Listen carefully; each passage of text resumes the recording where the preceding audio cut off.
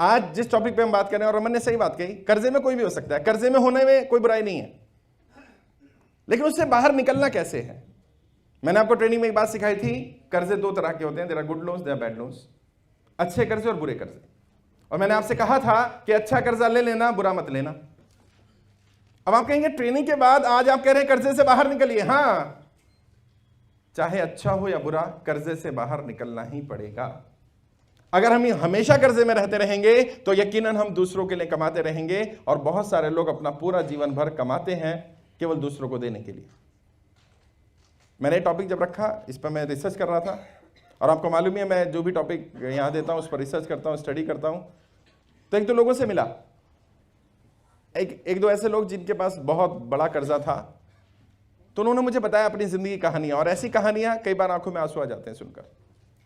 एक व्यक्ति, नाम नहीं लूंगा, उसने मुझसे कहा कि सर मेरे ऊपर कर्जा था, मैं बहुत मेहनत करता था, और हर महीने एक ही प्रेशर रहता था कि इस डेट को किश्त जानी है, अगर ब्याज की किश्त नहीं गई तो मेरी इमेज खराब हो जाएगी। कहते घर में टेंशन है, टाइम पे खाना नहीं खा रहा हूं, अभी किश्त दी ही है, अगले महीने की किश्त कहां से जाएगी, उसकी टेंशन फिर से शुरू हो गई। और दोस्तों यकीनन ये जो कर्जा है ना, ये साइकिल ऐसी है, अगर आप बुरे कर्जे में फंस गए तो ये दलदल की तरह है, इससे निकल पाना बहुत मुश्किल होता है। तो अगर किसी ने बुरा कर्जा ले लिया हो, वैसे तो कर्जा ले लेना चाहिए लेकिन बुरा वाला ना लें, लेकिन अगर ले लिया हो तो पहले मैं आपको बताता हूं लोग कर्जे में फंसते क्यों हैं, कैसे चक्कर क्या है, पर कर्जे में एंट्री कैसे कर जाते हैं लोग। आप में से कोई बता सकता है कोई कर्जे में कैसे फंसता है इंसान? What's the sequence? शुरुआत कैसे होती है कर्जे में घुसने की? हैं जी? नहीं, यहां से कर्जे में नहीं फंसता, यहां से कर्जा लेता है। फंसता कहां है? मैंने सवाल नहीं पूछा, आपने समझा? हाँ, एक मिनट। इजी मनी मिल जाता है तो कर्जे में फंस जाता है। यस, हैं जी? कर्जा लेने से पहले लौटाने के बारे में नहीं सोचता। हाँ, अच्छा, क्या बात है, बहुत बढ़िया, तभी कर्जे में फंसता है। यस, सर कर्जे को चुकाने के लिए फिर कर्जा लेता है, हाँ, ये दिनेश के लिए तालियां बजाओ भाई, इसने एक्चुअल समझा मैं क्या पूछना चाह रहा हूं। आपने बताया कर्जे में इंसान जाता कैसे है, मैंने पूछा कर्जे में फंसता कैसे है। फंसता ऐसे फंसता है। मैंने 10 लाख रुपए लिया, मेरी प्लानिंग थी इस 10 लाख रुपए को 3 महीने में 20 लाख कर दूंगा, 10 लाख लौटा दूंगा, 10 लाख का धंधा खड़ा कर दूंगा। है इसमें प्लानिंग में कोई बुराई तो नहीं भाई? मैंने अपनी प्लानिंग पूरी फुल प्रूफ, प्लान ए भी बनाया, बी भी बनाया, सी भी बनाया, और मेरी प्लानिंग कहती है मैं 10 का 30 कर सकता हूं, लेकिन मैं 20 पर सोच रहा हूं। 10 का 20 हो जाएगा, 10 वापस कर दूंगा और 10 बच जाएगा, मेरा काम चल पड़ेगा। 10 का 8 रह गया, अब क्या करूंगा? अब 10 और ले लूंगा, 20 का 40 कर दूंगा, 20 लौटा दूंगा, 20 फिर बच जाएगा धंधे में। हैं? अभी तो लिमिट है ना, क्रेडिट लिमिट मिली हुई है मेरे को, 10 लाख और ले सकता हूं ना, तो 10 और लिया, और अब की बार ये सोचा कि अब जल्दी से जल्दी इसको लौटा दूंगा और अपना धंधा 20 का करूंगा, 20 कमा कर दे दूंगा। अब फिर 20 का 12 रह गया, अब टेंशन शुरू हुई, अब 10 में काम नहीं चलेगा, क्योंकि जो 20 लाख की किश्त जानी है, बिजनेस में भी पैसा चाहिए, खर्चे भी रेगुलर चल रहे हैं। अब इंसान सोचता है मैं क्या करूं, और फिर ये बढ़ते कई बार इतना बड़ा पहाड़ खड़ा हो जाता है कि इंसान जब पीछे मुड़ के देखता है तो उसे लगता है मैंने कमाया ही क्या। और दोस्तों यकीनन हो सकता है आप में से भी कोई दलदल में फंस गया हो। वो इंसान फिर पूरे दिन, पूरे महीने, पूरे साल केवल एक ही कैलकुलेशन करता है, मेरे पैसे टाइम पर चले जाए, मेरा कर्जा चला जाए। और कर्जा नहीं उतार रहा है वो, ब्याज चला जाए मेरा, इंटरेस्ट चला जाए मेरा। अब अगर सरकारी कर्जा है, सरकारी मतलब जो 8-10%, 12% सालाना की रेंज तक का कर्जा है, वो मैं सरकारी मानता हूं, भले ही आपने प्राइवेट से लिया हो, वो फिर भी इतना वजन नहीं देता। जो इससे ऊपर का कर्जा है 1.5-2% महीने का, 2.5%, यहां एक हमारे स्टूडेंट ही है शायद, नहीं अगले बैच में आएंगे, साहब मैंने 3.5% पे कर्जा लिया हुआ है, 3.5% पर मंथ पे कर्जा लिया हुआ है। अब नहीं, सुन लेंगे 3.5% पर मंथ पे कर्जा लिया हुआ है, और कर्जा कितना लिया है? 1.5 करोड़ रुपए लिया हुआ है। यार एक आदमी अपनी लिमिट तो देखे कि मैं हर महीने कितना ब्याज भरूंगा। और आगे उसने बताया मैं 3 साल से फंसा हूं इसी लेवल पर, 3 साल से। कहते जब तक मेरे पास ये ऑप्शन थी मैं कर्जा ले सकता हूं, लेता रहा, और कभी भी एक बार में 10 लाख से ज्यादा नहीं लिया, लेकिन आज फिर भी इतना बड़ा पहाड़ खड़ा हो गया। तो मैंने उसकी कहानी सुनने की कोशिश की, और फिर उसने उससे बाहर निकलने के लिए क्या स्टेप्स उठाए और उसके कितने असर हुए, उनको भी मैंने अपनी इस ट्रेनिंग में कुछ हिस्से में डाला है। आज हम शुरुआत करते हैं, आखिर प्रॉब्लम आती कहां है, कर्जे से बाहर निकलेंगे कैसे। कर्जे से बाहर निकलने के आज 20 तरीकों पे बात करेंगे। मैंने आपको ट्रेनिंग में कहा था, ट्रेनिंग में, कि जितने फॉर्मूले आपको ट्रेनिंग में दूंगा वो सारे आपके काम नहीं आएंगे, लेकिन कोई ना कोई फॉर्मूला आपके काम आ जाएगा और वो आपकी जिंदगी में कुछ बदलाव ला देगा। ये लोग जो आज आपको रिसीव कर रहे हैं, यहां पर मैनेजमेंट कर रहे हैं, मैं आपकी जानकारी के लिए बता दूं, ये आप में से ही है, ये वॉलंटियरली काम कर रहे हैं। पिछली बार हमें लगभग 30 लोगों ने कहा था हम वॉलंटियरली प्रोग्राम में पार्टिसिपेट करना चाहते हैं, कोई खाने का काम देखना चाहता है, कोई एंट्री देखना चाहता है। सबको हम भी अकोमोडेट नहीं कर सकते थे, इस बार 5-6 लोगों को काम दिया गया, अगली बार फिर 5-6 को दिया जाएगा। 30 लोगों ने वॉलंटरी कहा कि साहब हम काम करना है। मैंने भाई 30 लोग काम क्या करोगे, मुझे बारात थोड़ी बुलानी है कि तुम आके माला डालोगे सबका है। कुछ लोग नाराज भी है मुझसे, हाँ मैंने अपना नाम लिखवाया था, सर ने मुझे बुलाया नहीं। भाई मैं क्या कर सकता हूं, मेरी मजबूरी है, लेकिन एक वादा कर रहा हूं तुमसे, सताकर रुलाकर आजमा कर छोड़ना, हमें नहीं आता किसी को अपना बनाकर छोड़ना। सताकर रुलाकर आजमा कर छोड़ना, हमें नहीं आता किसी को अपना बनाकर छोड़ना, और कहीं कोई ये ना कह दे कि हम जुदा हो गए, जब भी छोड़ना मेरा साथ मुस्कुरा कर छोड़ना। मैं भी ऐसा ही हूं, मैं छोड़ता नहीं हूं किसी को, मैं तुम्हें सबको लेकर जाऊंगा, तुम सबको अपने साथ उस सफर पर लेकर चल रहा हूं। जब मैंने इस स्टडी करना शुरू किया, इन टॉपिक्स पर बात की, और मैं लगभग 30 या उससे ज्यादा बार ये टॉपिक पे मैं लेक्चर ले चुका हूं अलग अलग जगह पर, कई कॉर्पोरेटर के सामने, कॉर्पोरेट कंपनीज के लोग जो कर्जे फंस जाते हैं उनके सामने, कई लोग हैं आप में से भी शायद जिन्होंने 1-to-1 काउंसलिंग ली होगी कर्जे से बाहर निकलने की, उनको मैंने तरीके सिखाए। हर बार जब मैं किसी के साथ बैठता हूं और कर्जे में फंस जाता है, तो कुछ फॉर्मूले तो मैं उसको देता हूं, कुछ वो मुझे दे देता है कि साहब इतना तो मैंने कर लिया। तो इनमें से बहुत सारे काम ऐसे होंगे जो आप ऑलरेडी कर रहे होंगे, लेकिन सबसे पहले शुरुआत यहां से करें। मेरे इतने साल के तजुर्बे में, लगभग 16 साल इंडस्ट्री में मुझे हो गए, मैक्सिमम लोगों के साथ सबसे बड़ी समस्या यह है, जब उनसे पूछा जाता है आपके पास कर्जा कितना, तो कहते हैं 10-12 है, 8-10, 20-25, बड़ा लाइटली लेते ना। आप में से भी किसी को पूछो भाई साहब कितना कर्जा है, कहते हैं 25-30, भैया 25 या 30, और मिलेगा 35। जब कैलकुलेट करेगा ना तो 35 निकलेगा। क्यों भूल गया होगा, ओ 7 लाख तो उसके देने थे, वो तो याद ही नहीं रहे, और यार 3 लाख तो बैंक का भी तो जा रहा है, और गाड़ी की किस्त भी तो जा रही है, वो भी तो कर्जा ही है। बाद में अब समझ आता है उसको, हाँ गाड़ी किस्त को तो कर्जा नहीं मानते हैं, नहीं मानते ना भाई, हाँ गाड़ी किस्त कर्जा थोड़ी है, कमेटी देना कर्जा थोड़ी है, जो मैंने पैसा देना है वो सारा कर्जा है। बैंक का देना है तो कर्जा है, प्राइवेट देना है तो कर्जा है, बहन का देना है तो कर्जा है, जिस पर ब्याज नहीं है वो भी कर्जा है। मैक्सिमम लोगों को मालूम नहीं है कि मेरे ऊपर कर्जा कितना है। तो आज सबसे पहला काम क्या करेंगे, सबसे पहले कैलकुलेट करेंगे मेरे ऊपर किसी की भी देनदारी कितनी है। किसी की भी, अगर किसी को छोटा मोटा अमाउंट छोड़ देना, 10, 20, 5,000, 50,000 की रेंज तक का, अगर किसी को कोई बड़ी देनदारी देनी है, अगर आपने कर्जा नहीं भी लिया और आपने केवल कमिटमेंट की है कि मैं आपको 50,000 रुपए दूंगा, उसको भी कर्जा मानिए, उसको भी लिख लीजिए। उसमें सारी देनदारी, मुझसे किसको क्या उम्मीद है, कौन मुझसे क्या चाहता है, उसको लिख लीजिए। और इसमें आपकी गाड़ी का, घर का, बच्चों का, जो भी जहां से पैसा लिया, जहां तुम्हें पता है कि मुझे हर महीने किसी का लौटाना है वो पैसा।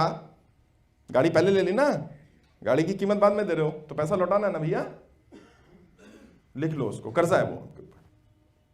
अब देखेंगे अब इस कर्जे से बाहर निकलने का तरीका क्या होगा। तो सबसे पहले तो ये कैलकुलेट करें कि आपके ऊपर कर्जा कितना है, और कर्जे की जब लिस्ट बनाए तो लिस्ट की तरीका क्या होना चाहिए। कैसे लिस्ट बनाएंगे? 2 लिस्टें तैयार करेंगे कर्जे की। पहली, सबसे पहला काम क्या करें, write them all in descending, मतलब डिक्रीजिंग ऑर्डर। कर्जे को उनके ज्यादा से कम के ब्याज के लेवल पर और पैसे के क्रम में लिखना है। मानो मेरे ऊपर 10 लाख कर्जा है, 10 लाख सबसे ऊपर, किसी का 8 लाख है, 8, 7, 6, 5, 4, 3, 2, 1, 50,000, 25,000, 10,000 लिख लो। पहली लिस्ट तैयार हो गई आपकी। सबसे बड़ा कर्जा सबसे ऊपर लिखेंगे और सबसे छोटा नीचे लिखेंगे, और ऊपर से नीचे की तरफ आते रहेंगे। लिस्ट तैयार होगी, और एक दूसरी लिस्ट तैयार होगी, सबसे ज्यादा रेट ऑफ इंटरेस्ट वाला कर्जा सबसे ऊपर और सबसे लोअर रेट ऑफ इंटरेस्ट वाला सबसे नीचे।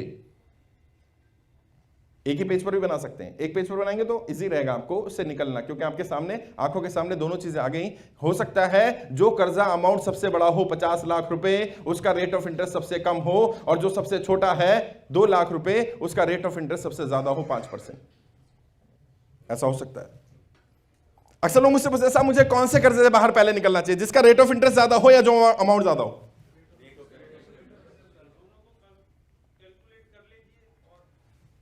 नहीं, आइडियली हमेशा हम रेट ऑफ इंटरेस्ट पे फोकस करते हैं। अगर जो बैंकिंग सेक्टर के हैं या थोड़ा बहुत भी समझते हैं, ideally banking rate of interest पर जाना चाहिए। परंतु अगर आपका कोई कर्जा रेट ऑफ इंटरेस्ट बहुत हाई हो और अमाउंट कम हो, और कोई दूसरा कर्जा ऐसा हो जिसका रेट ऑफ इंटरेस्ट कम हो लेकिन अमाउंट ज्यादा हो, और आपके पास इकट्ठा अमाउंट आ जाए, तो क्या करें? नहीं, सबसे पहले ज्यादा इंटरेस्ट को खत्म करके बाकी पैसा उधर डाल दो। यानी दोनों को, जो भाई कह रहा था ना, यही बात बोल रहा था वो। लेकिन ये तब करेंगे जब आपके पास इकट्ठा पैसा आ जाता है, वरना हाईएस्ट रेट ऑफ इंटरेस्ट को खत्म करो। कई बार ऐसा होता है रेट ऑफ इंटरेस्ट कम है 2%, अमाउंट भी कम है 50,000, लेकिन हमारे पास 50,000 आ गए। हम सोचते हैं बड़े वाले को दे देना, इसको दे दो। क्यों? आपकी बैलेंस शीट में से एक कॉलम खत्म हो गया, आपके ऊपर से एक बर्डन हट गया, एक का तो गया। आपकी लिस्ट में 5 लोग हैं, 10 लोग हैं, 12 लोग हैं, फर्क नहीं पड़ता। लेकिन जैसे जैसे लोग कटते जाएंगे आपका कॉन्फिडेंस लेवल हाई होता जाएगा। अब 2 बचे हैं, अब 3 बचे हैं, अभी 10 लोगों का था, अभी 2 लोगों का रह गया। आपको पता तो चले कि मैं कर्जे से बाहर निकल रहा हूं, अभी तक तो हम कर्जे में ही फंस रहे हैं। मैंने आपको फ्री सेमिनार में एक बात बताई थी, शायद आप सबने सुनी होगी, मैं फिर एक्सप्लेन करता हूं। गुरु चाणक्य से चंद्रगुप्त ने पूछा, गुरुदेव यदि कभी दलदल में फंस जाए तो क्या करें हम? तो गुरु चाणक्य जवाब देते हैं, क्या? अगर कभी दलदल में फंस जाओ तो सबसे पहले क्या करो? दलदल से निकलने का पहला नियम अपनाओ। और वो पहला नियम क्या है? फालतू के हाथ पैर मारने बंद करो। कर्जे की दलदल में अगर फंस जाओ तो यही नियम वहां लागू होता है, ये फालतू का कर्जा दोबारा लेना बंद करो। तय करो, अब चाहे कुछ भी हो जाए, अब मैं कर्जा नहीं लूंगा, चाहे सिचुएशन कुछ भी हो जाए, अब दोबारा पैसा नहीं लूंगा। और ये बात कहने में तो अच्छी लगती है, लेकिन प्रैक्टिकली जब ये करने पे आता है ना इंसान, तो बड़ा बुरा लगता है उसको। यार मैं 2 लाख रुपए लेकर के अपनी इमेज बचा सकता हूं, आज मेरी इमेज खराब होती है, मैं क्या कहूंगा, कैसे निकलूंगा उससे बाहर, उसको मुंह कैसे दिखाऊंगा? वो व्यक्ति तो आ जाएगा, पैसे लेगा, और नहीं दूंगा पैसे तो मुझे गालियां सुना सकता है, मेरी इमेज खराब कर सकता है। हमारे अंदर बहुत सारे इमेजिनरी फियर आ जाते हैं। कहते हैं इमेजिनरी फियर अपने आप दूर हो जाएंगे। आप इस सीक्वेंस पे चलिए, कर्जे से बाहर निकलने के तरीके पर चलिए। आप कर्जे को लिख लीजिए, लिस्ट तैयार कर लीजिए, और यहां से आपका दलदल से निकलने का पहला स्टेप शुरू होगा। दूसरा नियम क्या है दलदल से बाहर निकलने का? कहते हैं किसी मजबूत चीज का सहारा लो, और उस मजबूत चीज के सहारे आहिस्ता आहिस्ता आहिस्ता आहिस्ता अपने आप को बाहर खींचो। कहते हैं कर्जे से बाहर निकलना हो तो आपके पास एक ऑप्शन है। क्या आपके पास है कोई मजबूत चीज? क्या कोई मजबूत सहारा है आपके पास ऐसा, जिससे आप रस्सी डाल करके अपने आप को बाहर खींच सकते हैं? क्या कोई ऐसी एसेट है आपके पास जिसकी अभी आपको जरूरत नहीं है? कोई ऐसी संपत्ति है, कोई ऐसी चीज है जिसकी अभी इमीडिएटली जरूरत नहीं है? कोई गोल्ड हो सकता है, कोई ऐसी प्रॉपर्टी हो सकती है जो फ्यूचर प्लान के लिए ली गई हो, लेकिन आज कर्जे की टेंशन की वजह से आप आगे ना बढ़ पा रहे हो। कोई ऐसी चीज, कोई ऐसा घर जिसके बिना आपका काम चल सकता हो, कोई ऐसी चीज जो आपके पास पड़ी हो और जिसका आज इस्तेमाल ना हो रहा हो और जिसकी आपको फ्यूचर में जरूरत हो, शायद ये सोचकर ले ली गई हो। कई बार क्या होता है, कर्जा बेड़ियों की तरह होता है, ये हमारी स्पीड को स्लो कर देता है और हम अपने पैरों में खुद बेड़ियां बांध लेते हैं और फिर हम कहते हैं हमने भविष्य की तैयारी कर ली। नहीं, अच्छी बात है भविष्य देखना, मैं भी कहता हूं आपको आंखें खोलकर जागते हुए सपने देखो, अपना भविष्य देखो, लेकिन जमीन पर रह करके सपने देखो। जमीन मजबूत होनी चाहिए। कई बार क्या करते हैं हम, प्लानिंग फ्यूचर की कर रहे हैं और फिर फ्यूचर फ्यूचर फ्यूचर, हाँ 5 साल बाद इस जगह का इस्तेमाल करेंगे, 2 साल बाद इसका इस्तेमाल करेंगे, 3 साल बाद इसका करेंगे, और तब हो सकता है जब हमें जरूरत हो ये जगह ना मिले तो। ऐसा कभी नहीं होता। ये सिर्फ हमारे दिमाग का वहम होता है कि जब हमें जरूरत होगी तो चीजें नहीं मिलेगी। नहीं, हो सकता है थोड़ी महंगी मिल जाए, लेकिन मिल जाएंगी। आज अगर आपके पास कोई ऐसी एसेट, कोई ऐसी प्रॉपर्टी, कोई ऐसी चीज, गोल्ड हो सकता है आपके पास, जिसको आपको लगता है सिर्फ दिखाने की जरूरत है, दिखाने के लिए हमने ले लिया है क्योंकि हम सिर्फ दिखावा करना चाहते हैं, शादियों में जाते हैं, यहाँ जाते हैं, वहां जाते हैं, इसकी हमें एक्चुअल जरूरत नहीं है, उसमें से जो जरूरत का उसको छोड़ करके बाकी निकाला जा सकता है। कोई ऐसी प्रॉपर्टी है जो आपको लगता है कि कहीं दूर ले ली गई थी, ये सोच कर ली गई थी कल प्लानिंग करेंगे, आज उसकी जरूरत नहीं है, उसका इस्तेमाल नहीं है, आपकी जिंदगी उसके जाने के बाद रुकने वाली नहीं है और कर्जे से आप एक झटके में बाहर निकल सकते हैं तो निकल जाइए। इसको, ये मजबूत चीज है, मजबूत चीज का सहारा, लिख लो, सवाल लिख लो, ये मजबूत चीज है, मजबूत चीज का सहारा लो और सहारा लेकर के अपने आप को बाहर निकाल लो इससे। अगर एक झटके में ही बाहर निकल गए तो दोबारा उससे जल्दी तुम फिर से कमा लोगे उस चीज को। हाँ, मैं सही बात है, इमोशंस जुड़े होते हैं गोल्ड के साथ, जमीन के साथ, चीजों के साथ। हैं, मैंने तो गांव में जमीन ली हुई है और गांव में सबको बता रखा है मैं जमींदार आदमी बन गया हूं, इतना बड़ा आदमी हूं, आज शहर में मेरी हालत खराब है, मैं जाकर कैसे कहूं कि मैं गांव की जमीन बेच दूंगा? नहीं कह सकता, मुझे मालूम है नहीं कह सकता, लेकिन जब दुनिया को पता चल जाएगा कि हालत खराब है तब तो पता चल ही जाएगा। तो इससे बेहतर है कि दुनिया को पता चले, आप खुद कुछ अपनी चीजें ठीक कर लो। और आज आपके पास 50 कारण होंगे कहने के मैं क्यों देना चाहता हूं, लेकिन जब दुनिया को पता चल जाएगा कि आपकी हालत खराब है तब कोई आप पर दांव खेलेगा भी नहीं। मजबूत चीज देखो, कौन सी मजबूत चीज है जिसका सहारा ले सकते हैं और बाहर निकल सकते हैं। अगर कोई ऐसी चीज नहीं है तो क्या? मैं कहता हूं भाई मैं तो, मेरे पास ऐसी कोई प्रॉपर्टी नहीं है, मेरे पास ऐसा कोई पैसा नहीं है, ऐसी कोई चीज नहीं है, मेरे पास इतना गोल्ड नहीं है, या है तो मैं बेच नहीं सकता। ऐसा तो सारी दुनिया हमारे पास है ना। मैं आपको कहूं भाई ये हिंदी भवन आपका, कल से रजिस्ट्री आपके नाम है, लेकिन 2 कंडीशन है, आप इसको बिना मेरी मर्जी के इस्तेमाल नहीं कर सकते, कभी किसी को बेच नहीं सकते। तो आपको साहब ऐसे तो आप मुझसे ले लो 50 चीजें, हैं, लाल किला भी तो आपका ही है, हाँ, इस्तेमाल नहीं कर सकते, बेच नहीं सकते, फिर किस बात का? अगर नहीं है या इस तरह की है तो ना के ही बराबर है। आप मान लो आपके पिताजी का मकान है, पिताजी ने लिया था, आपको दे दिया था, विरासत में दिया, पिताजी जिंदा है, रह रहे हैं, आप बेच नहीं सकते, तो आप भूल जाइए वो नहीं है, उस ऑप्शन पे ध्यान ही मत दीजिए, भूल जाइए वो स्लाइड है नहीं। अब यहां से शुरू करें। क्या अगर कुछ नहीं है तो क्या करें? आपको ऐसी वस्तु, ऐसी संपत्ति खरीद सकते हो जिसे बेचा जा सकता है। आपको साहब कड़के में चल रहा हूं, खरीदूंगा कहां से? हाँ, यहां विनीत आया क्या? विनीत आज नहीं, मैंने उसको बताया था, मैंने कहा भाई इसको इस्तेमाल कर, कहते साहब मैं कैसे खरीदूंगा? मैंने देख जुगाड़ कर कुछ, उसने मेरे को बताया, कहते साहब मैंने एक चीज, कोई चीज खरीदी 20 लाख रुपए की। उसका भाई आया क्या विनीत का? यहाँ पे नहीं है, वो भी नहीं है आज। 20 लाख रुपए की मैंने कोई चीज खरीदी जिस पर 35 लाख रुपए का लोन हो रहा था, हो सकता था।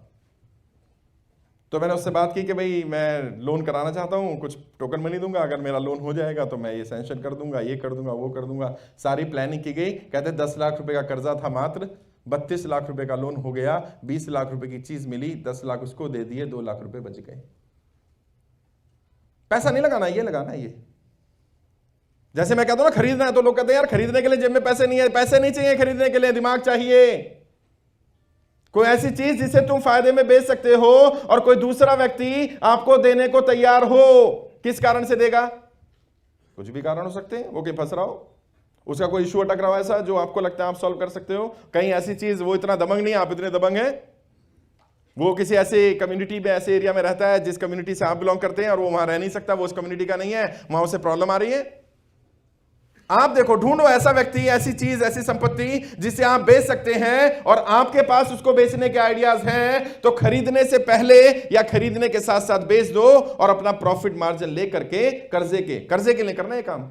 ऐसा ना हो फिर पता चला वो 10 लाख फिर बिजनेस में लगा दिए। हाँ, बिजनेस में ज्यादा इंटेलिजेंट होता है। ग्रुप में आते हैं रेगुलर मैसेज, हाँ बिजनेस में बड़े समझदार होते हैं जी, हर चीज को कैश करते हैं वो। एक मेरा स्टूडेंट है, बैठा हुआ है, उसने मेरी फोटो राष्ट्रपति भवन वाली लगाई, ये वाली फोटो, और साथ में अपनी फोटो लगा ली, वो फोटो जिसमें मैं उसके साथ खड़ा हूं। कहता साहब मैंने कैश किया है क्या? हाँ बोला, कहता है मैंने कैश कर लिया, बिजनेसमैन इंटेलिजेंट होते हैं, ये बोला था ना। मैंने बिल्कुल सही कह रहा है, बिल्कुल इंटेलिजेंट होते हैं बिजनेसमैन। और उससे पूछ रहे हैं लोग उसके फेसबुक पे, भाई ये है कौन? कह रहा राष्ट्रपति जी है। तो इससे कह रहे हैं मजे ले रहा तू हमसे।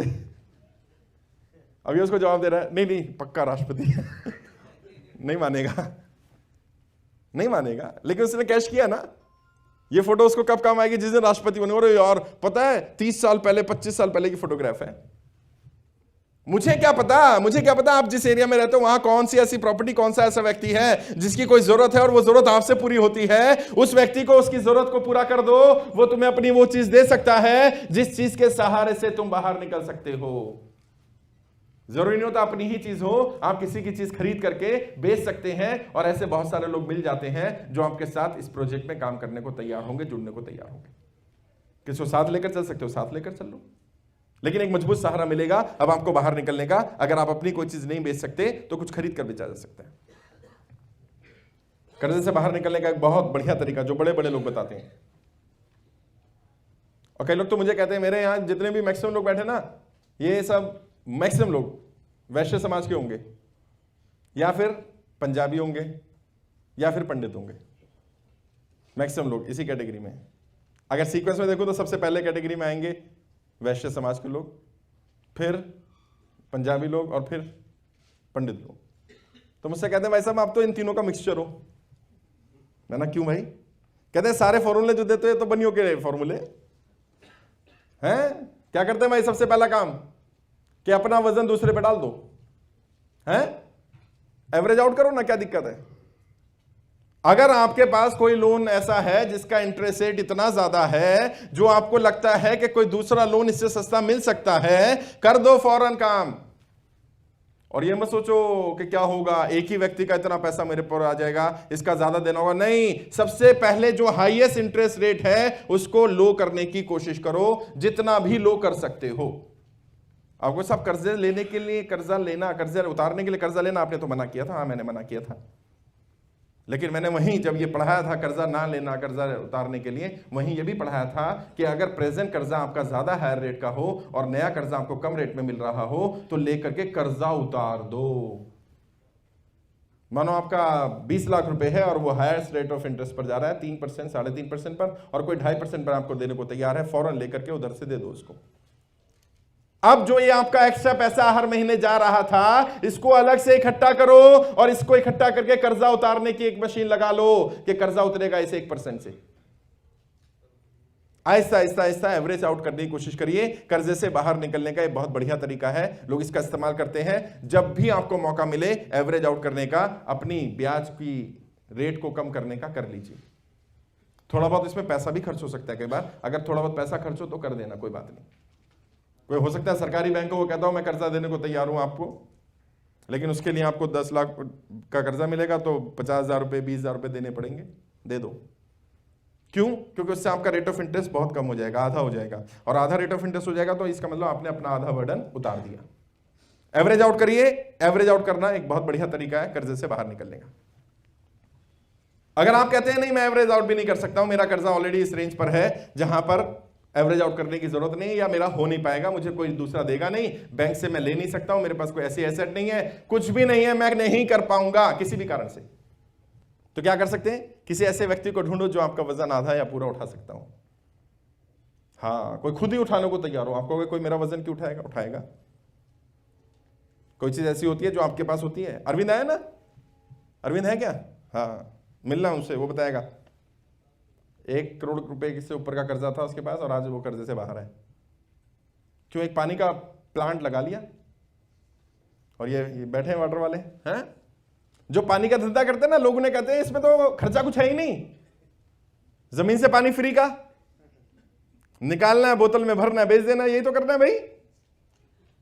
जब करता है तो पता चलता है कि ओहो ये पानी निकलेगा कैसे है। हमें भी लगता है, वैसे एक पानी की बोतल 15 रुपए 20 रुपए की भी दे रहे हैं इंडिया गेट पे तो है, तो पानी भरा और बेच दिया, हो गया काम। है गुप्ता जी, सही है ना? जब काम शुरू कर देता तब पता चलता है ये क्या हो गया, ऐसे नहीं काम होता। उसने प्लांट लगाया, बढ़िया मशीनरी, जर्मन से बढ़िया सी मशीनरी मंगाई, ये कराया वो कराया, और एवरेज आउट कर लिया कि हाँ भाई इतनी बोतल में बेच दूंगा, और एक बोतल पे अगर 5 रुपए भी बचा तो इतनी बोतल पर डे, इतना खर्चा, इतना प्रॉफिट, ये सारी कैलकुलेशन कर ली।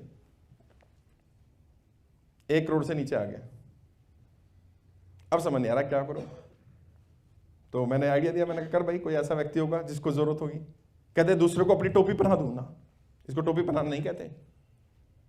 हो सकता है आप जिस काम को कर रहे हैं आप उसमें इसलिए फेल हैं क्योंकि आप उस काम के लिए नहीं बने हैं, और कोई दूसरा व्यक्ति उस काम में इसलिए सक्सेसफुल है क्योंकि वो उस काम को कर सकता है। इस पानी काम का अगर मैं एग्जांपल दूं, इसमें लेबर की बड़ी प्रॉब्लम रहती है, लेबर नहीं मिलती है जनरली। जब लेबर मिलती है तो काम नहीं होता, जब काम होता है तो लेबर नहीं होती है, क्योंकि सबका ही एक साथ मार्केट में काम चल रहा होता है। तो कोई ऐसा व्यक्ति जो वहां मैनेज कर सकता है, जिसके पास वहां लेबर मैनेजमेंट स्किल्स हो या लेबर अवेलेबल हो, वो व्यक्ति संभाल सकता है, जिसका परिवार बड़ा हो या अपने परिवार के लोग उसमें काम करते हो। ढूंढा गया, आखिरकार 2 लोग ऐसे मिले जो उस वजन को उठाने को तैयार थे, आधा आधा। मैंने कहा भाई बता आप क्या करने का, तेरा 1 करोड़ रुपए है, ये लोग 80 लाख में तेरे को रिलीज करने को तैयार हैं, या तो तू आधा रख ले अपने पास और आधा दे दे, या दोनों को आधा आधा दे दे।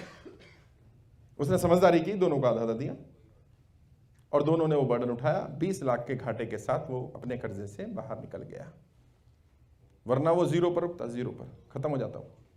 क्योंकि वो मशीनरी अगर थोड़े दिन बाद खड़ी रहे तो वो जंग लग जाएगा, वैसे बेकार हो जानी है, वहां सामान कुछ होता ही नहीं है ऐसा जो बेचोगे, आप बेचोगे क्या, बॉटलें टूट जाएंगी, सारी चीजें बेकार हो जाएंगी। तो सिस्टम को समझना।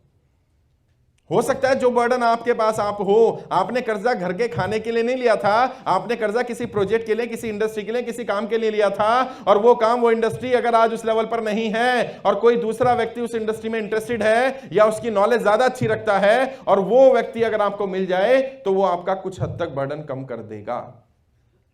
अगर आप अपना पूरा शेयर देना चाहें पूरा दे सकते हैं, 50% देना चाहें 40%, 20%, और 1 से भले 2, 1 और 1 11, ये कहानियां साबित होगी। जब 2 लोग जुड़ेंगे तो आपका बर्डन ऑटोमेटिकली कम लगेगा आपको।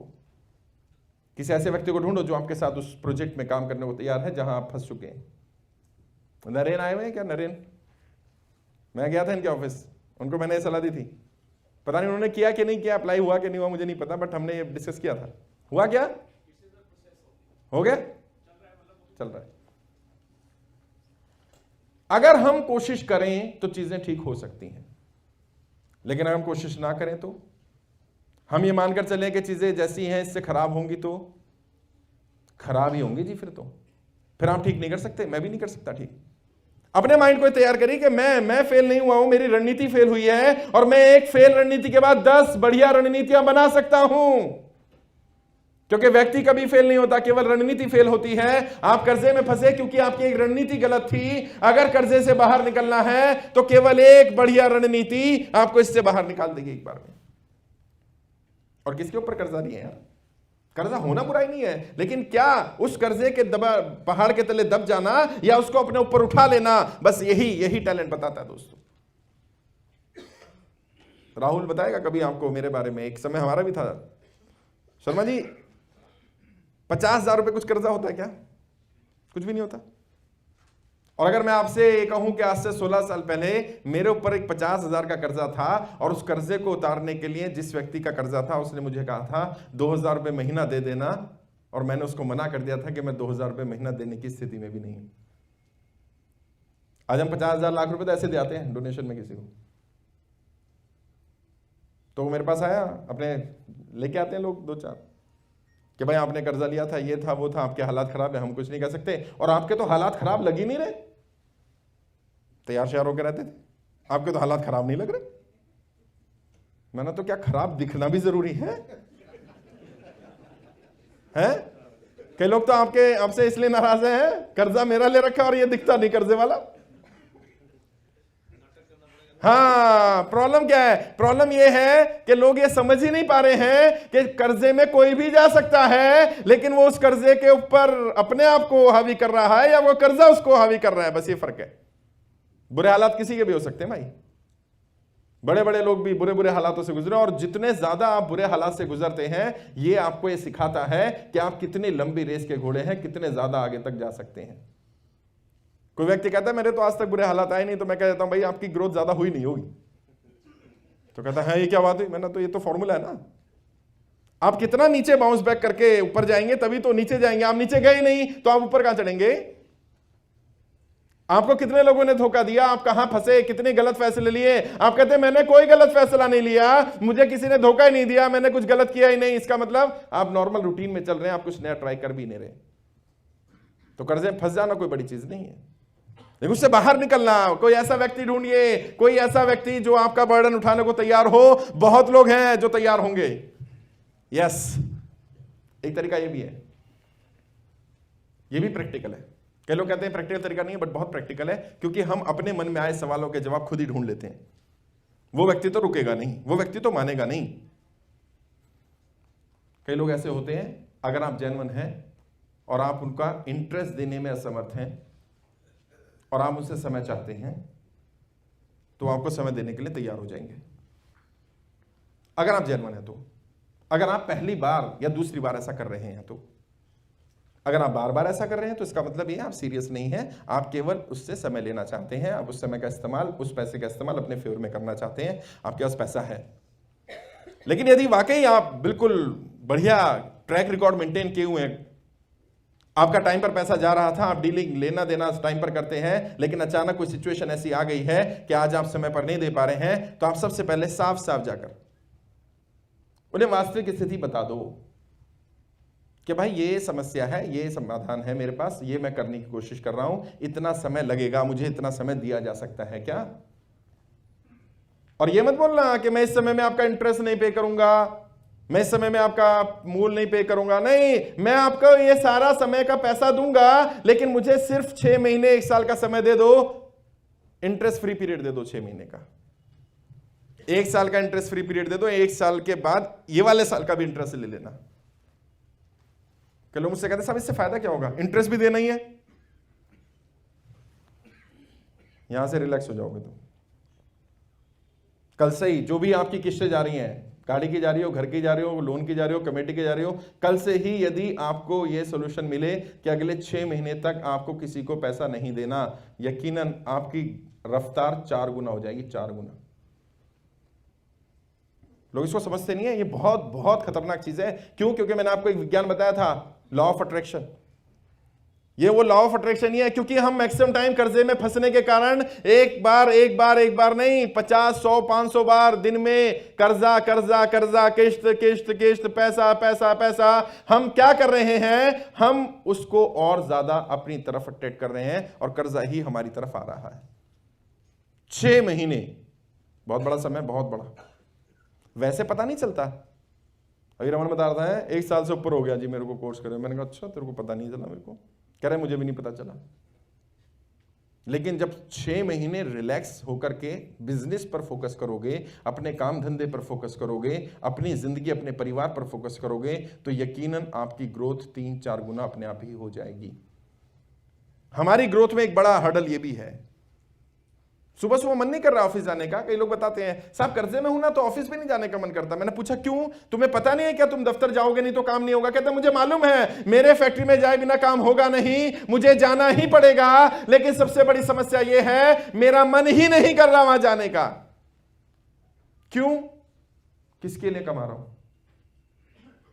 उसको देना है, या मेरे बच्चों की हालत खराब है, मेरी ग्रोथ नहीं है, तरक्की नहीं है, उसके लिए कमाने के लिए मैं जा रहा हूं। यानी उसने मुझे नौकरी पर रखा हुआ है। इस प्रेशर से मैं 6 महीने के अंदर अंदर तुम्हें निकाल सकता हूं, ये वाले फॉर्मूले से। कई लोग 3 महीने का समय ले लेते हैं, कई 6 महीने का, कई 1 साल का। जितना समय तुम्हें लगे मिल जाएगा, ले लीजिए। अगर आपको 1 साल का समय चाहिए तो 2 साल के समय की मांग करें। 6 महीने का चाहिए तो 1 साल की मांग करें, आपको 4 महीने 6 महीने का समय मिल जाएगा। और इस कंडीशन पे तो बिल्कुल ही मिल जाएगा कि आप इन 4-6 महीने का ब्याज भी देंगे। मना नहीं कर रहे हैं आप, सिर्फ समय ले रहे हैं आप। कि भाई आपका 3 साल में पैसा पूरा होता था, मैंने 3 साल के लिए लिया था, आप मान के चलो 3 साल 4 महीने, बस 4 महीने तो चाहिए मुझे। उन 4-6 महीने में देखना आप पे कितना पॉजिटिव एनर्जी आती है, आपके घर का माहौल, आपकी सिचुएशन, एक एक चीज कितनी पॉजिटिव हो जाएगी। आपका एक्शन, मतलब सुबह आप उठेंगे ना, मैंने लिखाया था आप सुबह दिन की शुरुआत खुशी के साथ करिए, ऑटोमेटिकली एक खुशी होगी आपके अंदर कि यस, कम से कम अगले 4 महीने तक मैं टेंशन फ्री हूं, अगले 4 महीने तक मुझे अपने बिजनेस पर फोकस करना है और इन 4 महीने में मुझे अपने लिए कमाना है अगले उन 4 महीने के लिए। और इन 4 महीने में अगर ज्यादा भी ना कमा पाए तो इतना कमा लें जितना 4 महीने का इंटरेस्ट होता है, और अगले 4 महीने बाद इकट्ठा 4 महीने का इंटरेस्ट दे दें उसको, फिर 4 महीने रिलैक्स हो गए। साइकिल समझो। आप क्या कर रहे हो, आप अपने ब्रेन को ट्रेन कर रहे हो, अपने आप को ट्रेन कर रहे हो। 4 महीने का समय लिया, लेकिन वो 4 महीने 8 महीने कर लिया आपने। अपने आप को बोला कि मैंने उससे 4 महीने का समय लिया है और इन 4 महीने में इतना कमा लेना है कि उसको 4 महीने और दे दूं और फिर 4 महीने रिलैक्स होकर के काम कर लूं। फिर देखना, फिर आपकी ग्रोथ, फिर आपको आदत पड़ जाएगी कि यार ठीक है, 4-4 महीने के स्लॉट में 1 साल कब गुजर गया पता भी नहीं चला। मैं अभी तक टेंशन में 1 साल गुजार रहा था, अब मैं बिजनेस में टेंशन में जाया करता था, अब मैं पॉजिटिव एनर्जी के साथ जाता हूं, अब मेरे अंदर टेंशन नहीं है और ये पॉजिटिविटी मेरे साथ घूम रही है, मैं और ज्यादा पॉजिटिव फील कर रहा हूं। और जिस दिन आप ये कहेंगे कि मैं पॉजिटिव फील कर रहा हूं, उस दिन देखिएगा उस दिन की शुरुआत कैसी होती है, उस दिन का एंड कैसा होता है, उस दिन ग्रोथ कितनी होती है, उस दिन आप कितनी बढ़िया डील कर पाते हैं। मैक्सिमम टाइम हम खुद ही तो नेगेटिव हैं और हमारे खुद नेगेटिव होने की वजह से हम चीजों को और ज्यादा नेगेटिव कर रहे हैं, और इस नेगेटिविटी को पॉजिटिविटी करना ये तरीका है आपके पास। लीजिए, मिलता है। और अपने दिमाग में आए सवालों के जवाब खुद मत ढूंढना। मैं पॉलिटिशियन को सिखाता हूं जनरली, पॉलिटिशियन ये बहुत गंदी आदत है उनकी। मन में कोई सवाल आएगा ना, अपने अंदर ही जवाब ढूंढ लेंगे, क्या होगा, वो तो करेगा नहीं, वो तो होगा नहीं, वो तो ये होगा नहीं। आप बिजनेसमैन हैं, आप इंटेलिजेंट हैं, बताओ दुनिया को आप इंटेलिजेंट हो। अपने मन में आए सवालों के जवाब खुद मत ढूंढो, जिससे रिलेटेड है उससे पूछ लो, भाई मैं ये चाहता हूं, क्या ये करोगे? क्या पता सामने वाला तैयार हो जाए।